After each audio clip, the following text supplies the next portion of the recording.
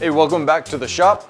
I'm Jason, and this behind me is Project Bad Decision or Project Not So Lightweight. This is my 2002 BMW E39 M5 that I have completely ruined. The following video contains graphic images. These images may trigger a purist into rage. Viewer discretion is advised.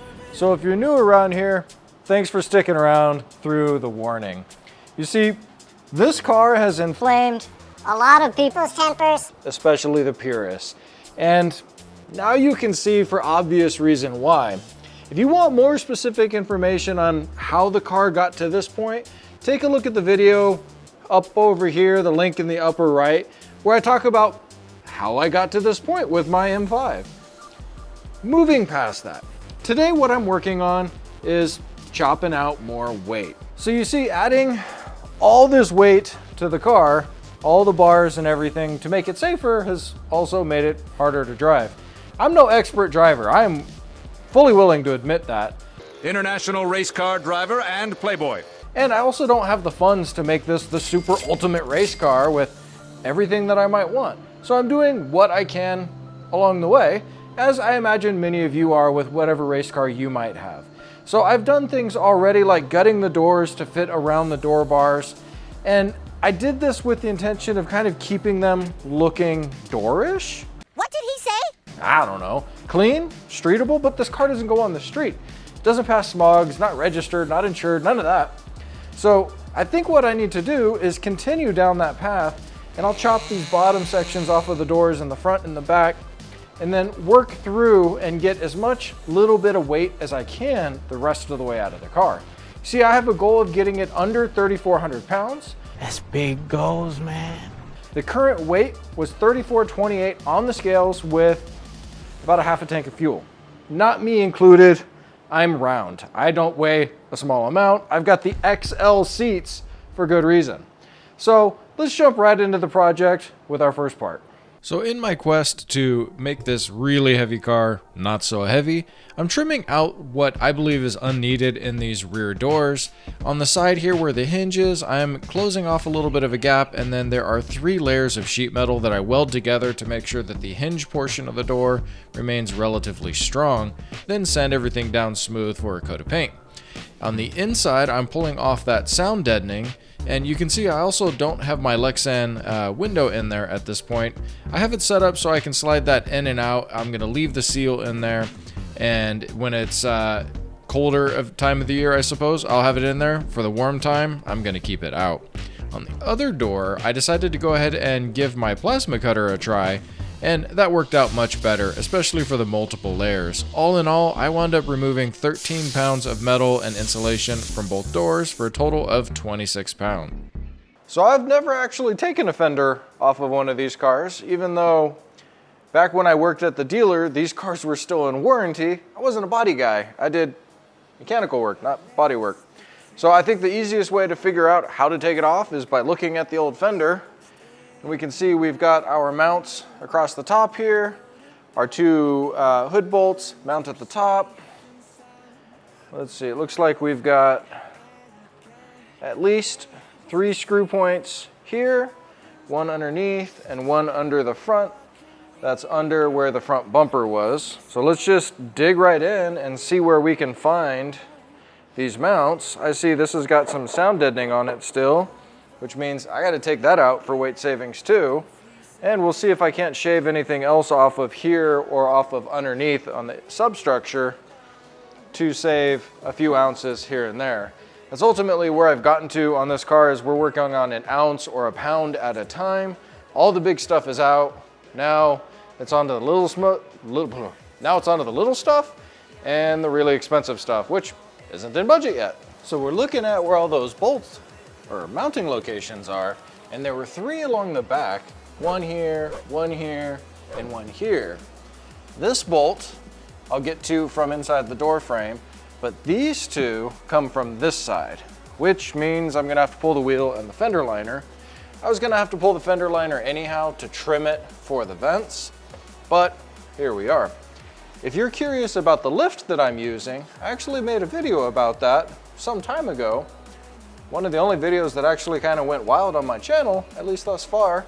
If you're interested in it, take a look up here. This is a bend pack MD6 XP. And I do have a 2-post on the other side of the shop there, but this is where I tend to put my projects that are a little bit more long-term, that aren't going to be moving back and forth. That, and when I had the doors off, I was welding them over on that side of the shop where my welder is. So, this is where the car is today. And this just works.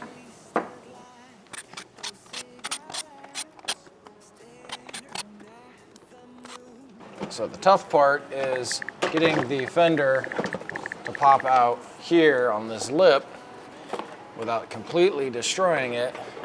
And you can see on my fender, the plastic has started to crumble.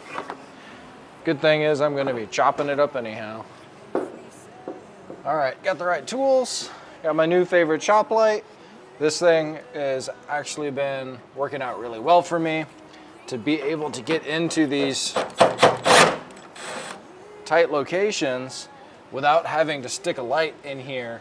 And wherever I turn my head, it goes to. You want to see my review on this guy, take a look at the link up over here somewhere in the description.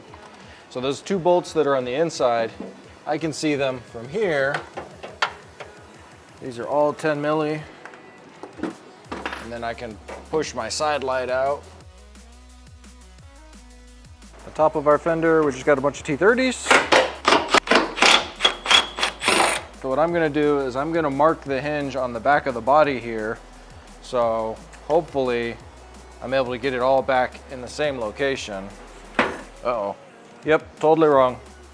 Front bolt has to come all the way out.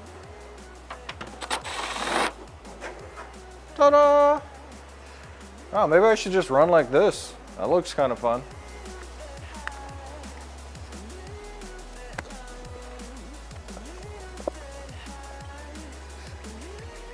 Well, reinstalling the fender, just like taking it off. Line everything back up, close the hood, got my body lines straightened out, even. Now I have to decide what I want to do about the fender liner. Obviously I need this section to be open, but I also want the airflow to be smoothed under here, at least to some degree on both sides where there's these large cavities. You know, you see on the back side here and on the front side, if I were to pull the fender liner, I've got the big cavity of the bumper that's going to fill with air. And ultimately, I think having the air smoother through here and being able to extract, creating a suction on the front will be helpful. Moving on up front, clearly we're missing something pretty prominent right here. That's the front bumper. And that's because next up what we're gonna do is we're gonna be trimming as much material out of there as we can without going super custom, and trimming out these crash supports or crash shocks that go back into the frame. After that, we're going to be tackling the headlights. So let's jump into those 2 projects. Continuing forward with the front of the car, we're going to pull the bumper. The support structure in the middle is aluminum, and then the bumper shocks are steel. There's not a lot of weight that I could pull out up here. The best way to go about this, again, is like with the E46, E36, E90, they have carbon fiber supports. There is a company that has made a carbon fiber support for this, just outside of my budget. I'm going to use the word budget a lot because, well, like, I have other things in life to pay for at this point. So we're adding speed holes all over to this guy, and it's going to take some weight out. I pulled off those bumper shocks. These are crash absorbent shocks, you know, for a crash. In my case, I'm surrounded by a roll cage and a 6-point harness, so I don't know that these are going to do exactly what they were intended to. I shorten them down, I pull a lot of that absorbent material from the inside, I welded on a plate there, and then I re-welded everything back together so that I could still tow the car from the tow point, and I had my supports for the bumper. They didn't lose a whole lot of weight in this process, somewhere around 1.5 pounds or so each, and all told, the front of the car, I was able to remove 10 pounds and 10 ounces from the bumper and the support structure. Now it's time to shed some light on the real weight problem of this car, and that is up front. So I'm doing something a little unorthodox here. At least most people are gonna think so. And what I'm gonna do is I'm gonna pull my headlights out and I'm gonna completely strip them down to bare lenses. Now, if you had an E36, E46, E90, you could go out and buy a dummy set of lenses really easily. Not so much for the E39. What I initially plan to do is just gut these out to the lenses, and then I'm going to buy a second set of halogens, so if I am going to run an event at night, I'm going to have the harness there, I can plug in, I won't have the weight of the xenon and the module and all the extra stuff. I already have the sensors pulled, so they didn't adjust or do anything of that nature anyhow.